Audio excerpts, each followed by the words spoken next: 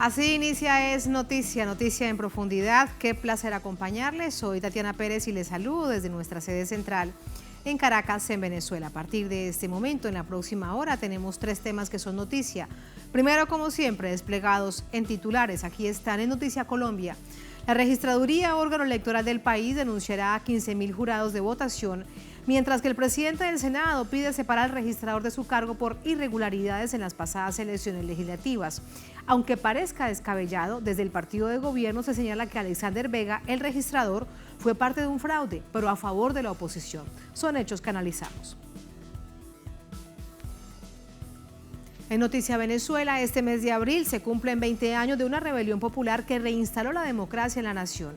En este marco se realiza el Congreso Internacional de Historia, en el que se debate la inspiración continental de la Revolución Bolivariana. Profundizamos en ello. En Noticia Paraguay, de nuevo el expresidente Horacio Cartes vinculado con escándalos de corrupción. El reciente capítulo tiene que ver con actividades financieras irregulares y lavado de dinero. Ante el pedido de documentos por parte de congresistas al Banco Central, se enviaron 150 páginas totalmente tachadas, ilegibles. Ahí están, ahí las ven ustedes. Hechos que analizamos, todo esto de Noticia Casi comienza. Bienvenido, bienvenidas.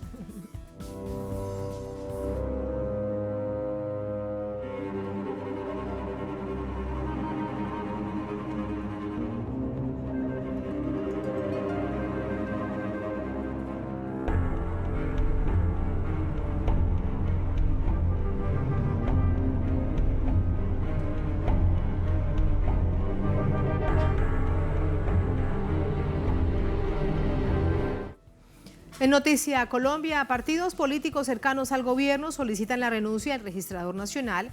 Para movimientos alternativos y de izquierda, la acción obedece a los resultados negativos de los partidos de la derecha y extrema derecha en las pasadas elecciones legislativas. Un proceso que fue cuestionado por múltiples irregularidades registradas antes, durante y después de aquella jornada comicial. Continúa el cuestionamiento por parte de todos los partidos políticos en Colombia al registrador nacional Alexander Vega por las irregularidades presentadas en las pasadas elecciones del 13 de marzo, motivo por el cual fue citado a debate de control político en el Congreso colombiano y donde los senadores de los partidos aliados al gobierno de Duque se muestran más vehementes a este proceso, pese a que el registrador forma parte de sus propias filas. Ustedes administraron el proceso, ustedes lo dirigieron. Ustedes tienen la procuradora de bolsillo de ustedes. Ustedes tienen el contralor, que llegó inclusive a informar cuánto se gastaron en contratos. Ustedes tienen el fiscal Barbosa de bolsillo. Ustedes, señores, lo tienen todo, carajo. Nosotros, solo los testigos que por decenas de miles esta vez nos acompañaron a cuidar los votos. Y es la primera vez que hacemos un proceso monumental de cuidado de nuestros votos. ¿Cuánto no nos han quitado en la historia ustedes? Fueron en su momento los candidatos de los partidos alternativos y de izquierda los primeros en advertir irregularidades en las votaciones legislativas, formularios mal diligenciados, faltante de votos en por lo menos 30.000 mesas, entre otras. Hubo por fin una sentencia del Consejo de Estado en las elecciones de 2014 que le devolvió 3 curules al MIRA. Ya ahí era evidenciar judicialmente que hay una responsabilidad dentro de la registraduría y que hay funcionarios que le tuercen la voluntad del elector. Luego, en las de 2018, volvió y se presentó una irregularidad enorme con Justa Libres, que era otra organización cristiana que en medio del proceso logró que le reconocieran 3 curules. En este contexto, a través de una solicitud por escrito, el Consejo Nacional Electoral en Colombia solicitó al registrador nacional y demás organismos gubernamentales se activen y se ejecuten todos los mecanismos para una auditoría internacional al software que maneja la registraduría para las próximas elecciones presidenciales del 29 de mayo. ¿Qué necesitamos? Que el presidente Duque asuma esa responsabilidad de garantizarle a los colombianos, no al pacto histórico, ni al verde, ni a los colombianos, garantizarles que no va a haber fraude electoral. Y eso se garantiza, entre otras cosas, con la auditoría a los software. Que haya confianza de la ciudadanía en que el conteo de votos se va a hacer de manera adecuada. Entre tanto, la registraduría denunciará penalmente a por lo menos 15.000 jurados por las irregularidades cometidas en algunos formularios en las pasadas elecciones legislativas, después de una auditoría a dichos documentos que fueron alterados no por error o por falta de capacitación, sino por mala fe, tal como se asegura en la propia auditoría. A su vez, el presidente del Senado, Juan Diego Gómez, solicitó apartar de su cargo al actual registrador y nombrar uno ad hoc.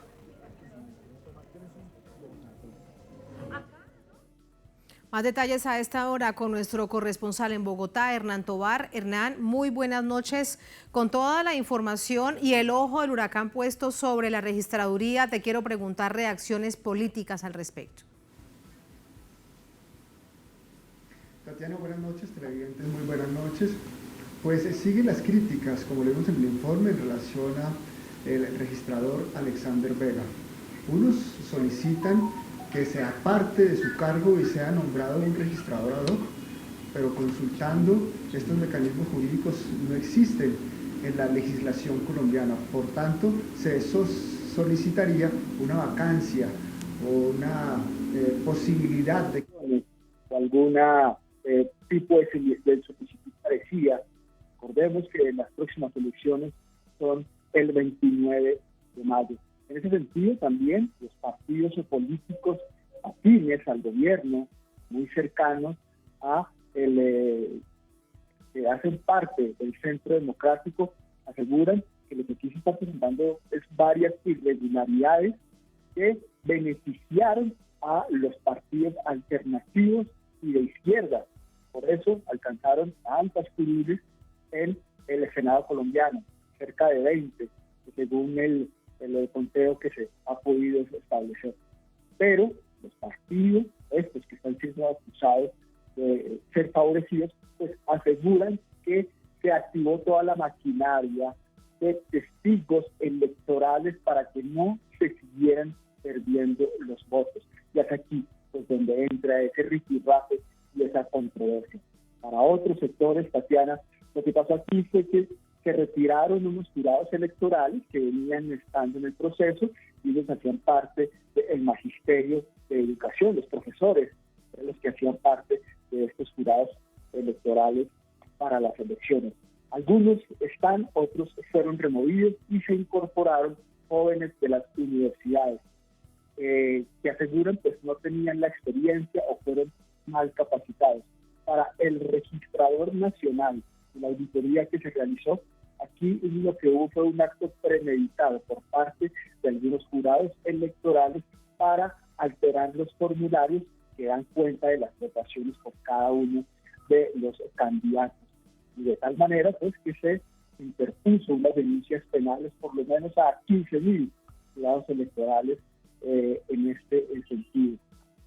Se solicita pues por parte de las misiones de observación electoral, hago referencia más bien a la misión de observación electoral, que cuanto antes el registrador Alexander Vega pues es la cara del país y explique las razones por las cuales se han presentado tantas irregularidades, no solo en el preconteo, sino también en el escrutinio, como también en el diligenciamiento de los formularios 14, donde están pues, siendo totalmente cuestionadas estas irregularidades, y que los organismos de control, en este caso la Procuraduría, pues haga las investigaciones del caso y en profundidad. También de la Fiscalía se le exige una, investigación rápida frente a esas denuncias que hizo la auditoría de la registraduría, donde encontró esas irregularidades, esas falencias en actos que aseguran ellos premeditados.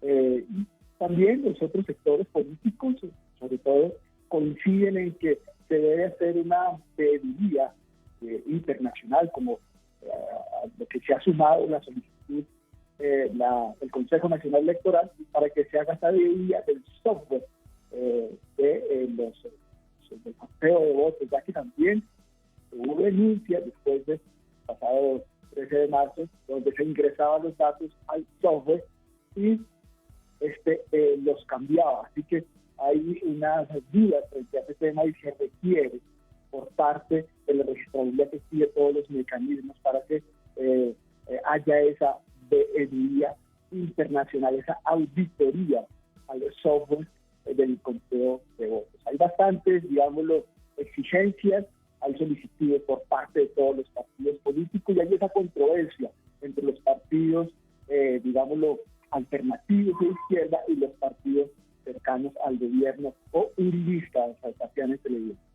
Gracias, Hernán. La pregunta que queda, además de fondo, que será para el análisis, Hernán y audiencia, es ¿y qué hay de los cambios estructurales? Bien, de todo este panorama que bien nos detallaba nuestro corresponsal en Bogotá, Hernán, nos conectamos con Esteban Salazar, coordinador de línea Democracia y Gobernabilidad en la Fundación Paz y Reconciliación Pares. Nos acompaña desde Bogotá.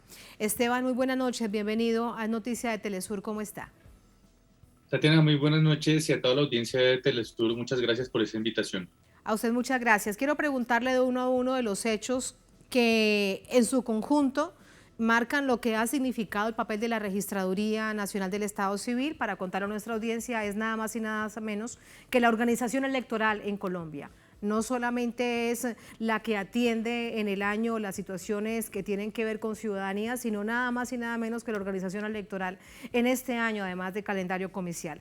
Denuncia penal a más de 15.000 jurados de votación. Denuncia penal. Esto parece inédito, Esteban. ¿Cuál es tu opinión acerca de ello, de este anuncio que ha hecho la Registraduría Nacional? Jurados de votación que participaron en las elecciones del Congreso.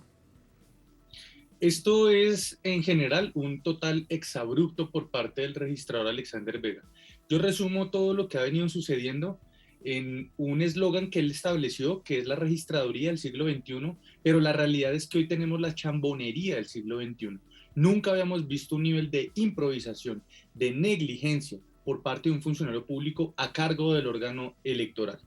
Que se quiera demandar penalmente a 15.000 jurados de votación es un exabrupto si se tiene en cuenta lo siguiente: quien se encarga de capacitar a los jurados de votación, quien se encarga de seleccionar a sus jurados de votación y quien se encarga de diseñar el material electoral es la registraduría, en cabeza de Alexander Vega. Fue muy eficiente para hacer una auditoría en un proceso casi pues en un fast track o de forma muy rápida para identificar que había 15.000 jurados, pero no fue capaz de presentar una auditoría técnica para demostrar que había fallas dentro del sistema de selección de jurados de votación, que había fallas en el diseño de los formularios C14, que es donde la gente pone realmente el preconteo de los votos o la transmisión de esos votos, y que también incluso reconoció posteriormente que cambió el algoritmo para que no se escogieran a los jurados que históricamente se han venido escogiendo en el país. Esto no tiene ni pies ni cabeza, como tampoco lo tuvo su solicitud de reconteo general, que es ilegal porque en ningún espacio del ordenamiento jurídico colombiano se puede hacer un reconteo general. Es realmente lamentable lo que está pasando en este momento con esa forma de zafarse de su responsabilidad. Siempre es un problema de ataques de hackers internacionales, siempre es un problema de los jurados de votación, siempre es un problema de persecución política, pero de ninguna manera ha asumido una responsabilidad de toda la cantidad de errores que ha cometido en este país este señor. Y desde el Congreso hoy, el presidente del Senado, el presidente del Congreso de Colombia, dice que se debe renunciar a Alexander Vega, el registrador nacional del Estado Civil.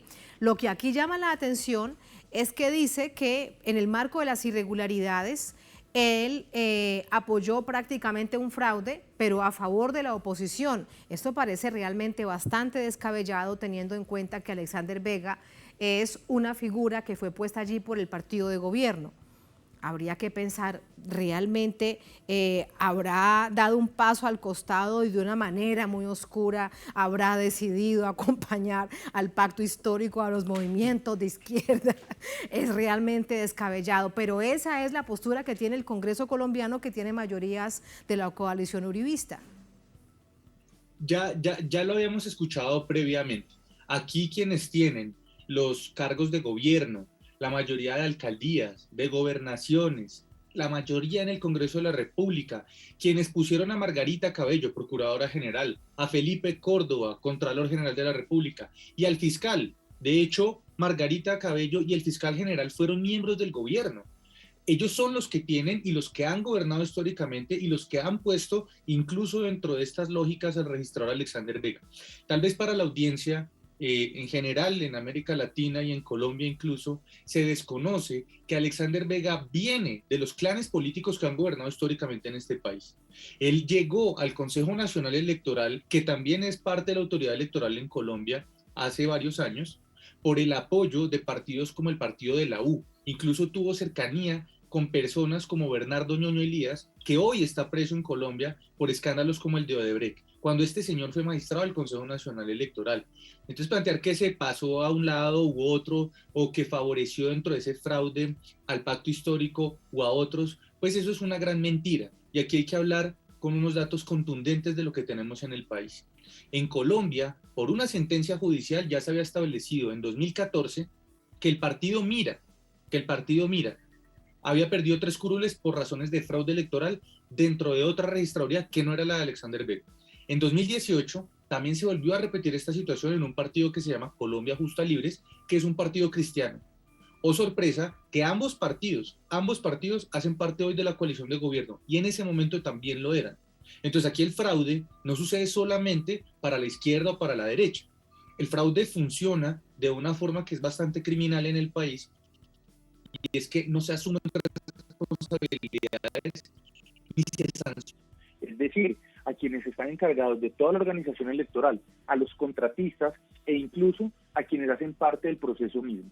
Eso es lo que vemos, es que Alexander Vega logró algo que no había logrado nadie hasta ahora en este país. De hecho, en los últimos 20 años nadie había logrado esto. Y es unir a todos los sectores políticos en una sola cosa, y es que renuncie. Creo que el mensaje claro es ese, más allá de si hizo fraude para un lado o si hizo fraude para el otro, es que realmente el señor Alexander Vega, dentro de todo el proceso electoral, ha demostrado no tener capacidades suficientes para ejercer el cargo. Y además, no porque favorezca a uno u otros, realmente lo que eso ha demostrado es que este señor ha dicho mentiras públicamente y que además, pues todos los sectores políticos reclaman que renuncie. Ese es el ejercicio. El gran problema que tenemos en Colombia es que aquí nadie renuncia. Y esa posibilidad de nombrar un registrador ad hoc, teniendo en cuenta que es bastante complicado correrlo del cargo que ostenta actualmente, porque bien recordemos que supuestamente todo eso, entre comillas, llegan a través de un concurso de méritos, de toda una acción técnica, pero bueno, sabemos que esto al final llega a estos cargos es por decisiones de carácter política. La probabilidad de nombrar un registrador ad hoc para las presidenciales, Esteban. Aquí hay que establecer lo siguiente, digamos, dentro de estos pequeños leguleyadas, acciones jurídicas que son un poco complejas de entender, que se resumen fundamentalmente en lo siguiente.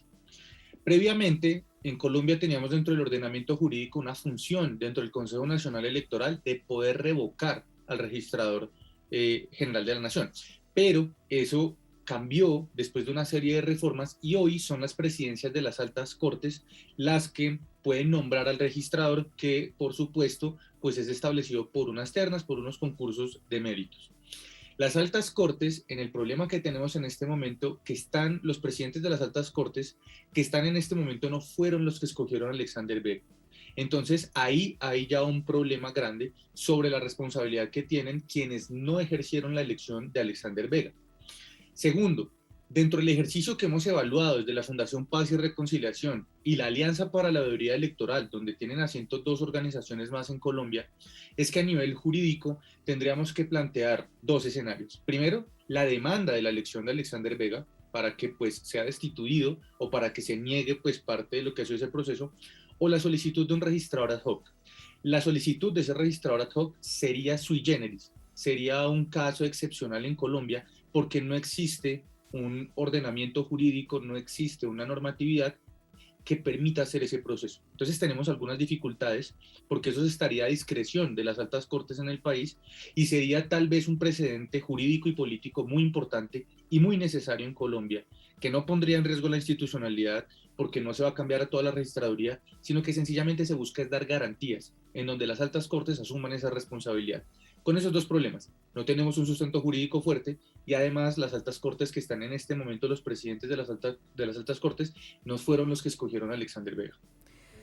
Pues esto realmente parece muy complicado. Y hay otro punto del que nos has hablado y es la necesidad de las garantías electorales, nada más y nada menos que para las presidenciales. Vamos a revisar un tuit del Consejo Nacional Electoral de las últimas horas que plantea lo siguiente. El Consejo Nacional Electoral, esto lo dice Luis Guillermo Pérez, que es un magistrado del CNE de Colombia. El CNE de Colombia ha solicitado una auditoría internacional con los más altos estándares sobre los software del proceso electoral. Si la registraduría no tiene los recursos necesarios, el Ministerio de Hacienda debe destinar lo necesario. Aún estamos a tiempo para licitar y contratar.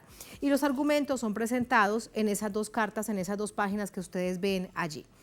Lo detallan de una manera muy específica estos documentos. Además, el CNE se lo envía directamente al Registrador Nacional del Estado Civil, al señor Alexander Vega. Y este es un punto central, Esteban, del que te pido tu análisis, porque están en esa carta pidiendo dos cosas, van en dos vías. Auditoría de las pasadas elecciones legislativas a los software, pero para que los hechos no se repitan, toda esta situación llena de irregularidades, auditorías para las próximas presidenciales. Estamos a menos de 2 meses de que esto suceda. ¿Qué crees?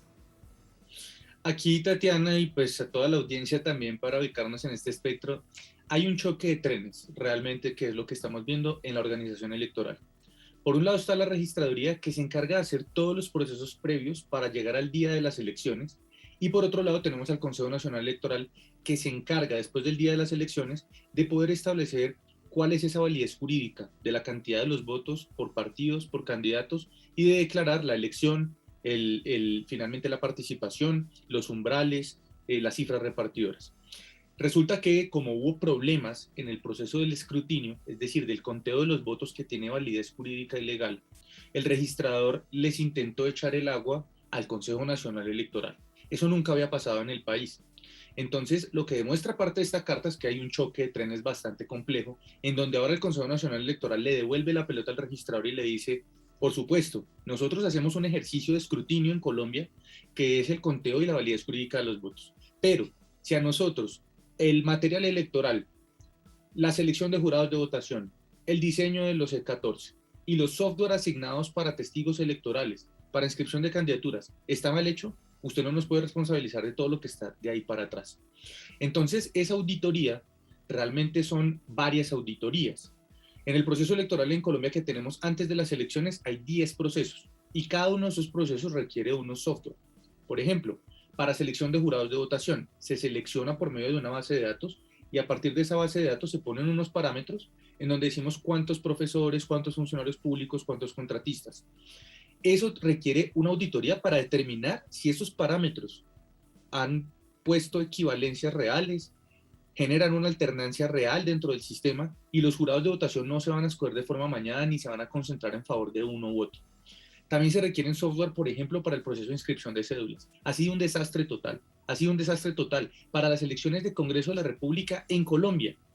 En Colombia, 800.000 personas, que es un despropósito, no pudieron hacer su proceso de inscripción de cédulas porque el registrador y el contratista fallaron en el software para que la gente pudiera inscribir su cédula. Y además de eso, se inventaron un proceso de validación facial y biométrica que no existe en el Código Electoral colombiano. Es una extralimitación grave en sus funciones.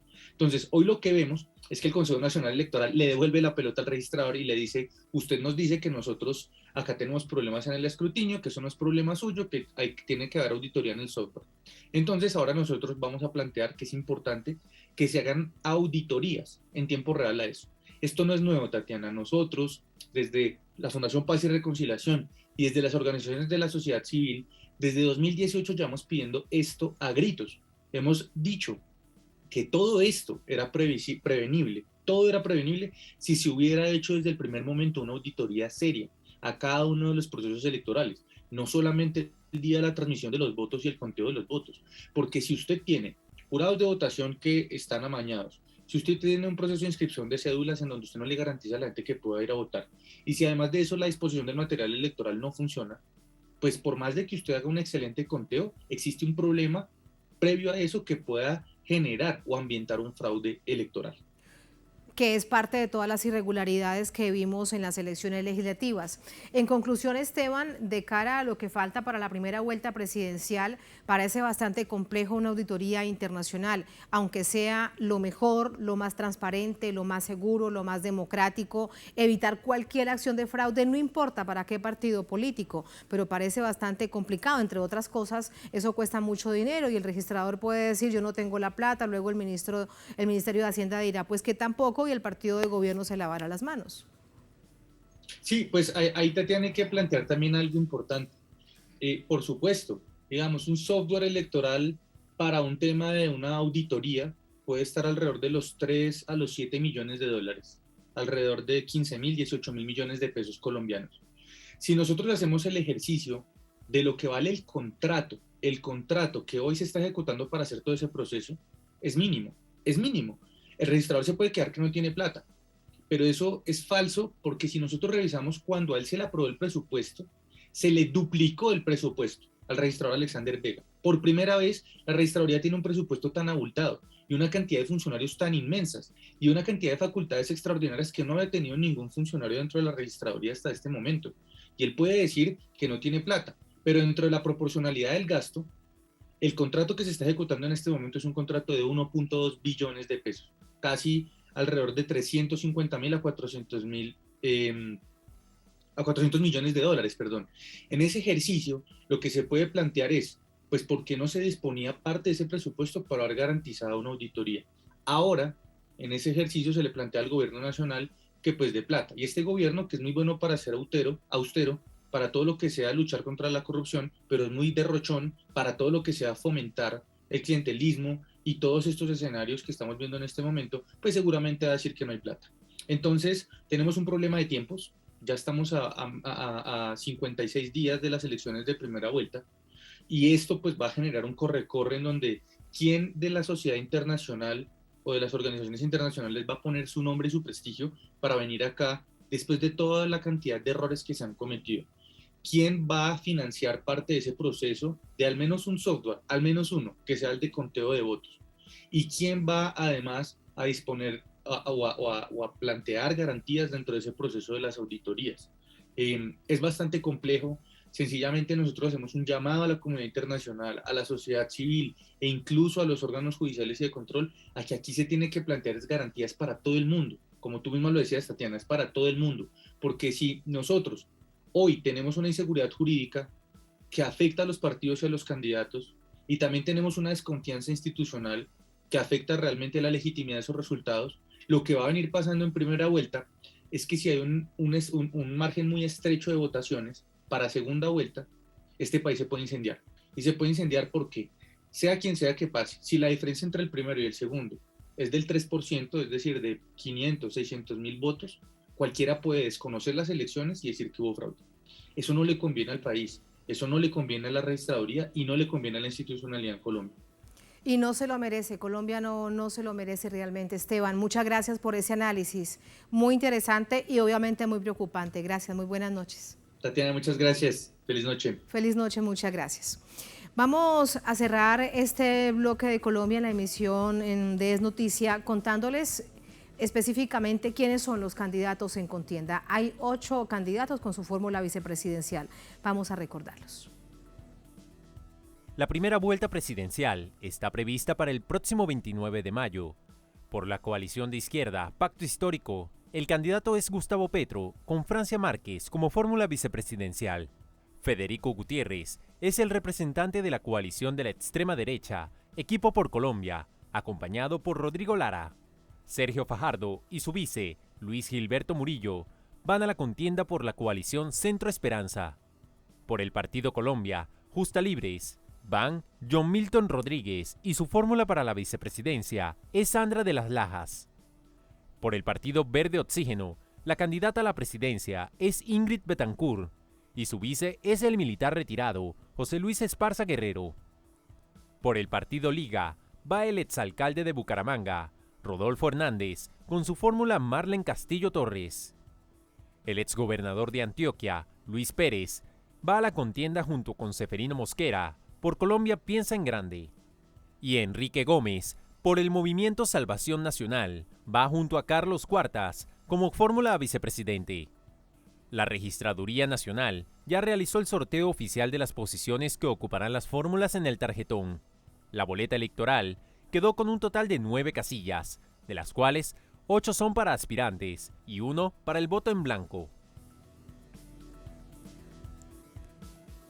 Así vamos a la primera pausa en esta emisión de Es Noticia. Al volver en Noticia Venezuela, este mes de abril se cumplen 20 años de una rebelión popular que reinstaló la democracia en la nación. En este marco se realiza el Congreso Internacional de Historia, en el que se debate la inspiración continental de la Revolución Bolivariana. Les contamos, profundizamos en ello al volver en Es Noticia.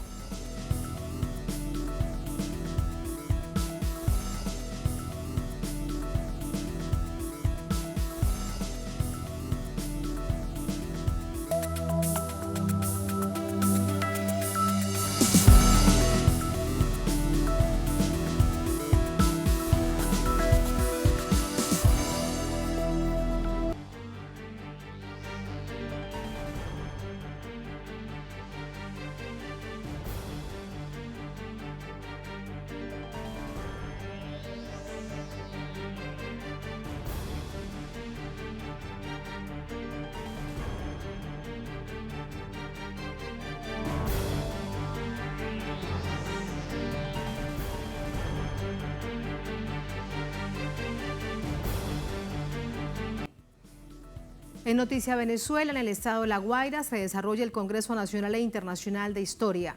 La jornada de diálogo y debate se realiza como parte de la conmemoración de fechas importantes en la historia reciente del país. Los 30 años de la rebelión militar del 4 de febrero del 92 encabezada por Hugo Chávez y 20 años de la respuesta enérgica del pueblo el 13 de abril de 2002 contra el intento de golpe de Estado del presidente Chávez. Los ejes temáticos del Congreso Nacional e Internacional de Historia son el pensamiento y doctrina bolivariana, Bicentenario de la Independencia en Nuestra América e Historia Geopolítica. También se debate sobre imperialismo, antiimperialismo y defensa nacional.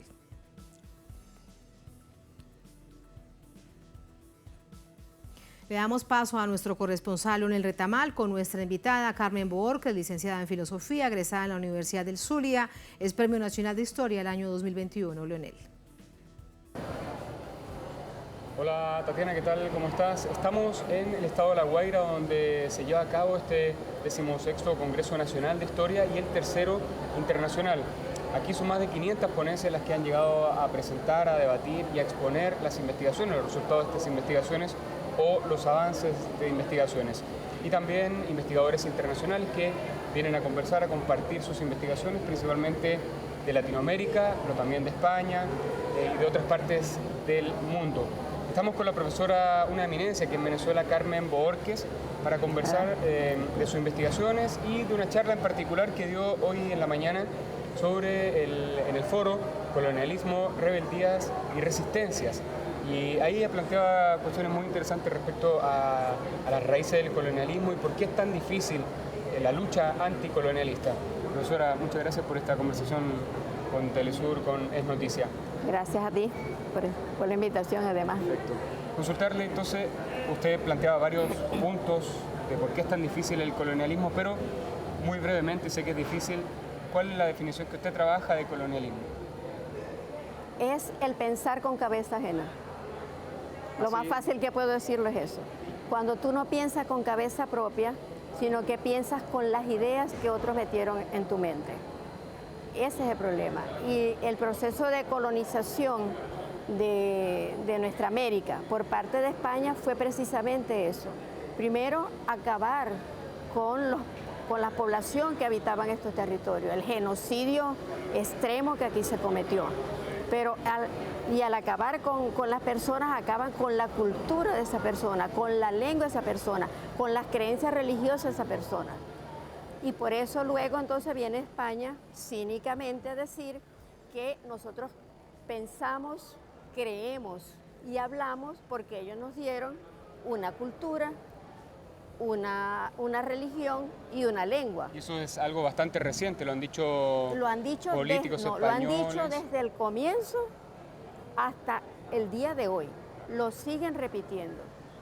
Y además España comete una especie de, es una especie de sustitución de la realidad real por la leyenda dorada que ellos crearon con respecto a la invasión y a la colonización de nuestra América. Usted planteaba 3 elementos fundamentales que son la religión, la cultura y la lengua. Vamos uno por uno, ¿cierto? La religión. La religión. Ellos te hablan de que ellos trajeron una religión. ¿Qué religión trajeron? Entonces vámonos a la historia. ¿Cómo era la religión católica en 1492 o en ese siglo XV en que ellos llegan? Es la religión de la quema de brujas, es la religión de los autos de fe, es la religión controlada y administrada por la Inquisición, que fue el control más férreo del pensamiento que se aplicó durante todo ese siglo y los siglos que siguieron, y que provocó muchísimas víctimas. Acuérdate cómo fue llevado a la hoguera Giordano Bruno y tantos otros pensadores que se atrevieron a ir en contra de las tesis religiosas. Y esa religión es la que trae en América. Y esa religión además es la que justifica la muerte de los indígenas, hombres y mujeres, porque América para ellos, o lo que luego ellos van a llamar América, Abyayala mejor dicho, no existía en su imaginario. Para ellos existían 3 partes del mundo, Europa, Asia y África. Pero este continente ni lo soñaba. Y Europa y Asia y África, la mitología semita, que es el fundamento de esa religión católica y de todas las religiones de tipo cristiano, esa mitología te decía que que Europa, Asia y África habían descendido de los 3 hijos de Noé después del diluvio, de Sem, Cam y Jafet. Entonces no había un 4.º hijo de Noé que fuera a explicar entonces cómo se puebla este territorio. Eso les plantea a ellos un problema y cuya solución, la más fácil, es aniquilar a todos los habitantes aquí, porque estos no podían ser creados sino por el diablo, por Satanás. Primer problema entonces para... Entonces, con eso ellos resuelven ese problema allí. Y luego, esa religión que en ese momento ha adquirido esas características tan criminales, me permito decir criminales, y es esta religión, que es la que ellos traen a América, esa religión va a bendecir la muerte de los indígenas. Esa religión controlada por la Inquisición, esa religión va a apoyar que esos indígenas sean quemados en una hoguera. Y por supuesto suprimir todas las creencias. Y suprimir todo lo creído anterior. Y mitología de acá. Sí, porque de esta tierra. Entonces yo me pregunto, ¿esa religión que ellos traen era mejor, más humana, más igualitaria que las creencias religiosas de las comunidades originarias que aquí habitaban? Si tú lees el Popol Vuh, te das cuenta, hay una diferencia fundamental con la mitología semita. En la mitología semita Dios es hombre y la pareja y crea al hombre Adán y a la mujer Eva, pero hay un solo principio creador. Pero cuando lees el Popol Vuh hay una pareja creadora, y más que todo en casi todas las religiones amerindianas, por llamarlas de alguna manera, en casi todas estas religiones la creación es función de una pareja de hombre y de mujer. En cambio en ellos, fíjate cómo luego terminan, que Eva va a ser la encarnación del mal y la fuente de tentación para los hombres. Unitaria y masculina. Y masculina además. Claro. Avancemos al siguiente punto que usted planteaba, que es la cultura, que se habla de una cultura hispana, ¿cierto? Pero es una cultura hispana que arrastra 7 siglos de dominio árabe. Entonces, ¿qué hay ahí realmente? Esa es la otra, que nos traen una cultura. Pero ni ellos, por supuesto, ellos saben y lo ocultan. Pero aquí en América, nosotros nunca nos preguntamos qué tipo de cultura es la que ellos traen. Y no nos ponemos a indagar históricamente cómo se forma esa cultura que priva en el Reino de Castilla, que es el que dirige realmente las expediciones invasoras. Y descubrimos, cuando tú indagas allí, te das cuenta que el primer desembarco de Colón se hace en 1492, en octubre. Y en ese mismo año, 1492, se cae el Califato de Granada, que era el último territorio controlado por los árabes en España, que además tenía ya 250 años el Califato de Granada. Y ellos cohabitaban, vamos a decir, la península ibérica, junto con los reinos católicos que desplazaron a los visigodos que estaban antes, a los bizantinos, etc. Y esos reinos cristianos empezaron a descender. Pero no puedes tú borrar la cultura árabe o la cultura musulmana, como la quieras llamar, solo porque se rinde un califato. Si esa cultura ya tenía allí tantos siglos de existencia. Y tampoco España reconoce las influencias de esa cultura árabe en lo que luego va a resultar la cultura del actual Estado español, porque es a través de los árabes que llega la filosofía aristotélica, que llegan las matemáticas, que llega la arquitectura naval, que llegan los conocimientos astronómicos. Y usted se preguntaba ahí en el foro por qué el Día de la Hispanidad es el 12 de octubre y no esa fecha cuando cae el califato. ¿Por qué fijan el Día de la Hispanidad el 12 de octubre?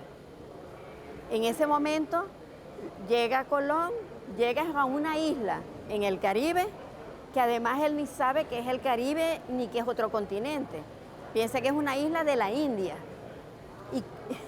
Y entonces fíjate, es hasta risible la cuestión. Cuando debían haberlo fijado es el 2 de enero, que es cuando se rinde el califato, y es a partir de ese triunfo sobre esos árabes o sobre esos musulmanes que Castilla comienza a extender su influencia en el resto de la península. Es decir, es esa la fecha que funda la verdadera hispanidad, no el 12 de octubre. Vamos agregando elementos entonces, y está el tercer punto que usted resaltaba, que es la lengua, ¿cierto? El idioma, porque eso obviamente tiene connotaciones de cómo se visualiza el mundo. ¿Qué influencia tiene eso y qué tan cierto es el tema de la lengua?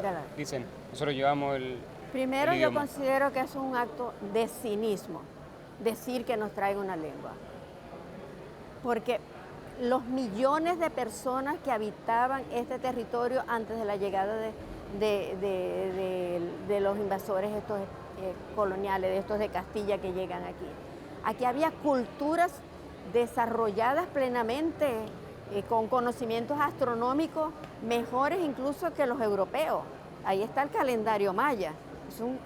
Mide perfectamente los 365 días del año, y cuando todavía en Europa no se había llegado a esa concepción tan precisa. Entonces, borran a estas culturas. Al borrar las culturas, entonces borran la lengua, y ¿cuántos indígenas quedan? Queda el 10% de los 80 millones de habitantes que aquí habían.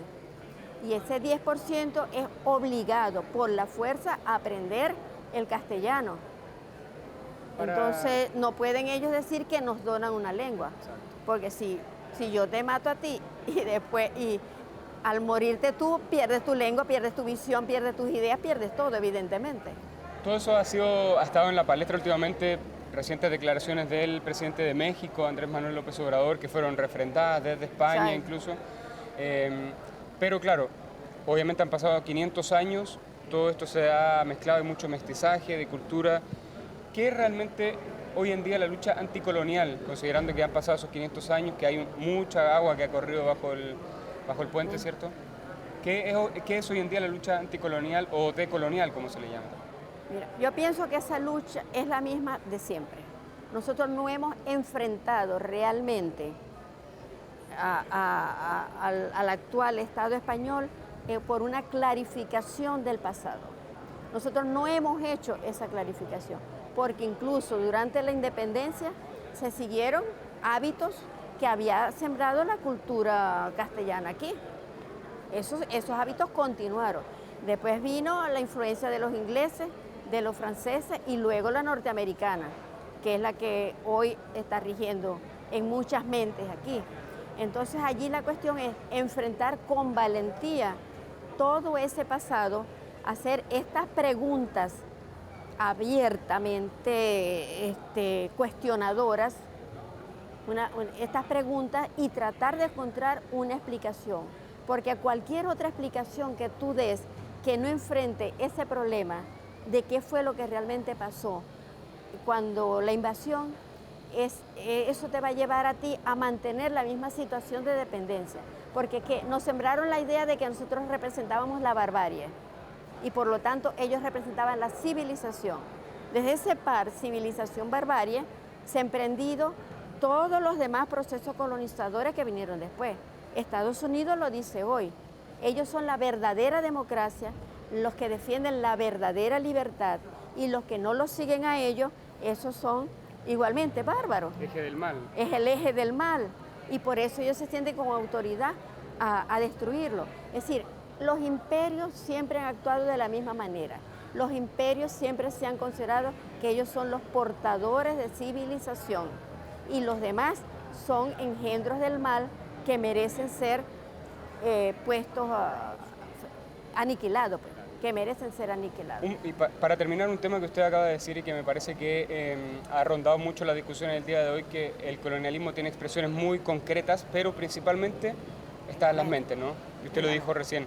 ¿Cómo se expresa eso hoy o cómo dar vuelta a eso? Porque es difícil, si algo está en nuestra propia mente, descubrir qué es lo real, lo originario y qué es lo colonizado, lo impuesto, lo foráneo. Yo creo que lo primero es comenzar a pensar que somos pueblos con los mismos derechos de cualquier otro pueblo del mundo. Para mí, cada cultura es una posibilidad humana realizada.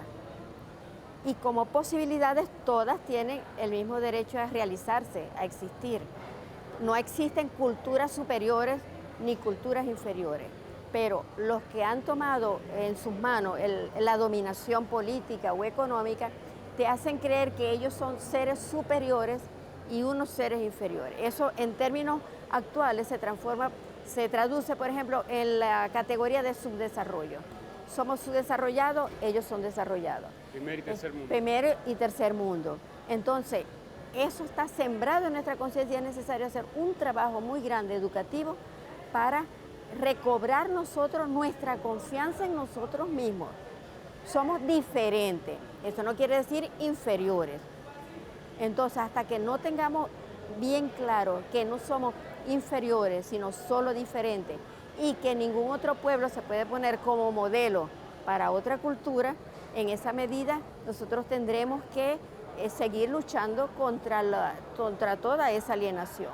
Entonces, es un trabajo duro, pero que se va construyendo en la medida que tú profundizas ese conocimiento, que eso se refuerza en la población. Tenemos que revisar otra vez nuestros libros de historia, porque nosotros mismos reprodujimos lo que el colonizador quería que pensáramos. Y eso muchas veces sin darnos cuenta. Y eso se va filtrando. Incluso en procesos revolucionarios que buscan escarbar ahí, pero igual se pasa. Pero igual se pasa. ¿Cómo cambias la mentalidad de los maestros que se formaron pensando que Colombia nos había dado una lengua, una cultura, una religión? Entonces es un trabajo difícil, no es de un día para otro, no es de una generación para otra, pero ya que nosotros hemos adquirido, por lo menos ya dimos un paso muy grande. Ya nos dimos cuenta de que esa historia que España ha contado sobre la conquista y colonización de América es una historia distorsionada que los favorece a ellos, que oculta su propio proceso de colonización y que los hace aparecer a ellos como una sociedad ya totalmente conformada y que simplemente vino a traer civilización. No, ellos estaban conformándose ellos mismos como el actual Estado español. Entonces vamos a hablar claro y que esto se extienda, que se discuta públicamente en las comunidades, en las escuelas, en todas partes, y olvidémonos de que hay seres superiores e inferiores. No podemos seguir con este complejo de inferioridad. Somos distintos, eso sí, distintos. Bien. Más que claras las palabras al cierre entonces de la profesora Carmen Borges. Agradecemos entonces su tiempo, su disposición para conversar con Telesur, y es parte todo esto interesantísimo que ella ha comentado en esta conversación, en esta entrevista, se está dando en este Congreso de Historia aquí en el estado de La Guaira, en el litoral central de Venezuela, en las costas del Mar Caribe precisamente. Y un último punto para resaltar que conversamos y que lo hemos conversado con otras personas entrevistadas es la integración que hay de sectores populares y la masividad que está teniendo este encuentro. Así que eso es algo que los organizadores, los profesores participantes valoran que está teniendo mucho interés las discusiones que aquí se dan. Se pueden seguir a través de un streaming que tiene el Congreso y también a través de las pantallas de Telesur estaremos llevando muchas de las discusiones que aquí se dan, entrevistando a los investigadores. Así que, Tatiana, adelante. Muchísimas gracias, Leo. Un agradecimiento además infinito por tan profundas reflexiones que ha hecho la profesora Carmen Borges, licenciada en Filosofía, Premio Nacional de Historia del año 2021. Todo esto enmarcado en este Encuentro Nacional e Internacional de Historia para recordar lo que significa este mes de abril para Venezuela. Eso sí, ahora revisándolo de una manera mucho más reciente en términos históricos, la rebelión del abril del año 2002, popular, por cierto, muy popular, que reinstaló la democracia en la nación. Nosotros en el Noticia y en el Servicio Informativo de Telesur seguimos ahondando en todo ello, buscando esas voces que se encuentran aquí en Venezuela y que han llegado también de otras partes del mundo para hablar de lo que esto significa. Así vamos a la última pausa en esta emisión de Es Noticia. Al volver en Noticia Paraguay, de nuevo el expresidente de la Nación, Horacio Cartes, vinculado con escándalos de corrupción. El reciente capítulo tiene que ver con actividades financieras irregulares y lavado de dinero. Ante el pedido de documentos por parte de congresistas, el Banco Central envió 150 páginas totalmente tachadas, ilegibles. Vamos a verlo, analizarlo, al volver en Es Noticia.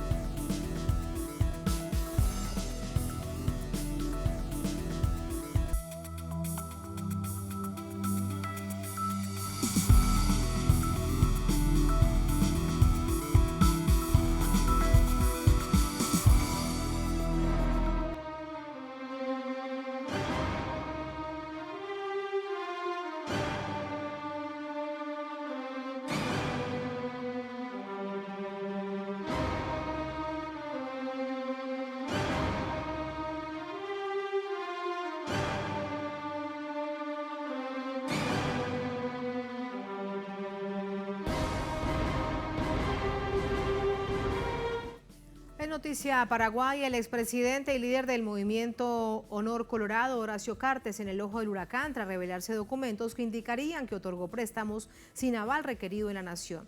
Es decir, que evadió impuestos y normativas financieras. Vamos a verlo.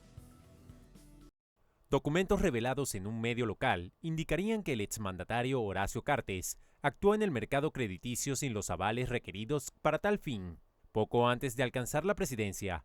De acuerdo con los documentos, desde el 2012, el exmandatario evadió millonarios impuestos a través de préstamos personales, sin estar inscritos en el Registro Único del Contribuyente ni el Banco Central de Paraguay, requisitos obligatorios para los ciudadanos paraguayos que solicitan créditos o desean ser prestamistas. En ese año, Cartes obtuvo ganancias por intereses cobrados por préstamos personales de hasta $1.130.000, al margen de la normativa financiera. En su primera declaración jurada, presentada en agosto de 2013, se evidencia que prestó dinero a diferentes empresas, incluida una en la que es accionista, por $44 millones en 2012. Lo adquirió 4 días después de ganar las elecciones presidenciales en abril del 2013. Todos los préstamos personales declarados por Cartes nunca alertaron a las autoridades de la Contraloría General de la República, tampoco a instituciones como la Subsecretaría de Estado de Tributación y el Banco Central de Paraguay, que no realizaron revisión o supervisión alguna de la situación tributaria del expresidente. A raíz de una denuncia y declaraciones emitidas por el exministro del Interior, Arnaldo Giusio, en febrero de este año, el Ministerio Público abrió una causa por contrabando y lavado de dinero contra Cartes, pero curiosamente, la Fiscalía no inició investigaciones por evasión impositiva. En este contexto, el Senado solicitó al Banco Central información sobre la habilitación de Cartes para que pudiera ser prestamista en el mercado y si el Banco Basa, del cual el expresidente es propietario, cumple con las condiciones contra el lavado de dinero. La respuesta del Banco Central al Parlamento fue una serie de documentos tachados de principio a fin. Entramos con el análisis. Para ello nos acompaña el doctor Jorge Rolón Luna. Él es abogado, experto en derechos humanos y seguridad. Nos acompaña desde Paraguay. Abogado, muy buenas noches. Bienvenido a Es Noticia de Telesur. Muy buenas noches. Un gusto estar con ustedes, a las órdenes. Muchísimas gracias.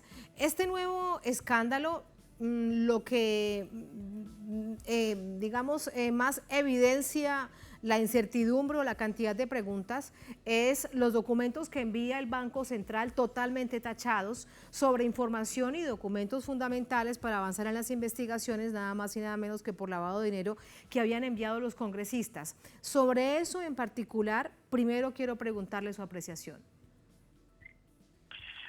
Sí, bueno, en primer lugar, existen, digamos que posiciones dentro de los medios de comunicación y de la política en nuestro país que sostienen que el expresidente Horacio Cartes tiene una mano larga que aún le permite tener una influencia importante en varios organismos del Estado. Si uno analiza fríamente el informe del Banco Central del Paraguay, lo primero que uno puede pensar es que en ese informe no se quiso informar nada. A eso hay que sumar lo que no ha hecho hasta ahora el Ministerio Público, donde también se sostiene, y con elementos, digamos, importantes y contundentes, de que Horacio Cartes sigue teniendo incluso control sobre por lo menos sobre la más alta autoridad, que es la fiscal general del Estado. Porque este episodio que usted está mencionando es uno de varios en los últimos años y de ya innumerables a estas alturas episodios en donde el expresidente Horacio Cartes se mueve más dentro de la ilegalidad que de la legalidad, y eso se inicia en 1985, según sabemos, cuando el expresidente fue procesado por un caso de evasión de divisas que lo tuvo 4 años prófugo y que lo tuvo casi 6 meses preso, hasta que él pudo arreglar ese caso, que lo tenía a través de una casa de cambios, dólares preferenciales. Era un momento en que había un control de cambio en el país, mediados de los 80, y el precio del dólar en la banca oficial era uno y en el mercado libre era otro. Que obtenían ese dinero con el pretexto de comprar maquinaria agrícola, y finalmente ese dinero se cambiaba en el mercado libre, donde valía el doble, obteniendo ganancias fabulosas quienes estaban implicados en esto. Y finalmente una persona, en nombre de quien estaba una cuenta desde donde se debía ese dinero, termina presa, y esa persona era una limpiadora de esa casa de cambio. Eso ya en el año 85. A partir de ahí se repiten una serie de eventos que incluyen también vínculos con capos mafiosos, casos de narcotráfico, de avionetas que son encontradas en propiedades suyas. Un caso reciente también de este año vinculado a los Pandora Papers, en donde aparece una empresa offshore que él no había declarado en su declaración jurada cuando asumió como presidente, ni la declaró años después. Estaba a su nombre, y él la vuelve a declarar cuando explota este escándalo, digamos, a fines del 2021 y comienzo de este año nada más. Todo esto, abogado, que usted, sintetiza, porque es una cantidad de hechos, lo que evidencia es que pareciese que el expresidente Cartes tiene licencia para hacer todo lo que quiera, porque aparecen las investigaciones pero pronto se cierran. ¿Quién entonces realmente en el país puede pensar en que no habrá impunidad? Bueno, como decía, realmente yo viví un pantallazo, hay más episodios de este tipo a lo largo de la vida adulta, digamos, del señor Cartes. Parecería que tiene un blindaje muy importante, porque, las denuncias que se hacen en contra de su persona, sus empresas, no prosperan. El caso en el que mencioné primero, en los años 80, que lo tuvo varios años prófugo, finalmente termina siendo arreglado, por decirlo de alguna manera, y esa era una época en que él no tenía el poder que tiene ahora. Él es un personaje muy interesante. Incluso mueve hilos en el sistema judicial para que las investigaciones se cierren. Sí. Acá en nuestro sistema penal, el Ministerio Público tiene facultades muy importantes y en los jueces casi ninguna en materia de investigación de delitos. Entonces cuando uno controla el Ministerio Público, bueno, controla gran parte de los procesos, porque si el Ministerio Público no lo inicia, en donde tiene una potestad casi exclusiva para investigar y para imputar y para acusar, los particulares tienen un rol marginal, apenas pueden hacer denuncias. De hecho, una de las denuncias que ustedes mismos mencionaron fue hecha nada más y nada menos porque en su momento era ministro del Interior, y aún así eso quedó en aguas de borraja. Luego está el episodio en el cual una persona condenada en el Brasil por el caso Lava Jato, que lavaba el dinero, un cambista que lavaba el dinero de casi todos los corruptos de Brasil, sin distinción de signo político, Darío Messer, amigo personal de Horacio Cartes, él estuvo también procesado en el Brasil por haberlo ocultado aparentemente acá en Paraguay y haberle inclusive dado dinero para que él se mantenga durante el tiempo que estaba prófugo. O sea, todas estas cosas no son casuales, digamos. O sea, uno se lo juzga también por los amigos que tiene, por los antecedentes, ¿no? A veces un hecho puede marcar la vida de una persona, pero estamos hablando de muchos hechos a lo largo del tiempo. Ahora me viene a la mente, por ejemplo, que en las filtraciones de Offshore Leaks del año 2013 también aparece que él crea un banco en las Islas Cook, Mumbai Trust Bank, esa casa de cambio que se utilizó originalmente para estas operaciones de cambio, termina convirtiéndose en el Banco Mumbai, y luego en el Banco Basa, que es el que tiene actualmente. O sea, a lo largo de los 80 en adelante estamos hablando de muchos hechos. Muchísimos hechos con un tremendo prontuario en el que por ahora sigue, con toda su actividad de carácter política. Abogado, gracias. Muy buenas noches. A ustedes. Hasta la próxima. Muchas gracias. A ustedes gracias por habernos acompañado. Ponemos punto final a esta emisión de Noticias. Será hasta mañana. Un placer. Sigan con nosotros.